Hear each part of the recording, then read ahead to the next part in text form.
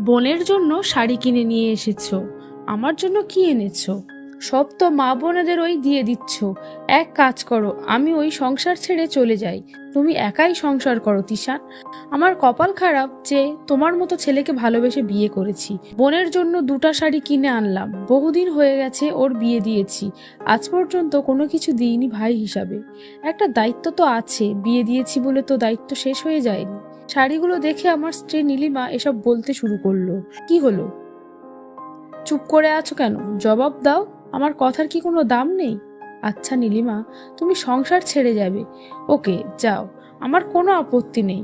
তোমার মতো স্ত্রী থাকার চেয়ে না থাকা ভালো। নীলিমা তখন বলল, তুমি এটা বলতে পারলে তিশান? আমাকে তোমার দরকার নেই। এই তুমি আমাকে ভালোবাসো, আমি চলে গেলে তুমি খুশি হবে? হ্যাঁ, আমি খুশি হব, কারণ তুমি স্বার্থপর স্ত্রী। গত মাসে আমি বেতন পাওয়ার পরে তুমি তোমার মা বোন ভাই সবার জন্য মার্কেট করেছো, নিজের জন্যও করেছো। আমি কি কিছু বলেছি? বলিনি। আবার 5 দিন আগে বোনের জন্য নাকি কোন ড্রেস কিনবে, আবার নিয়েছো 5,000, তবুও আমি কিছু বলিনি। আর আজ যখন আমি আমার বোনের জন্য কিছু কিনে এনেছি, তখন তোমার গায়ে লেগে গেল। আজ একটা কথা বুঝতে পারছি, তোমাদের মতো স্ত্রীদের কারণে বিয়ের পরে বোনেদের কাছে ভাই পর হয়ে যায়। যে ভাই আর আগের মতো নেই, চাইলেও কিছু দিতে পারে না। যে ভাইয়ের বউ কি ভাববে তাই ভয়ে চাইতেও পারে না, ভাইয়ের সংসারে অশান্তি হবে বলে। তুমি তো চলে যাবে, যাও, আমার তোমাকে দরকার নেই।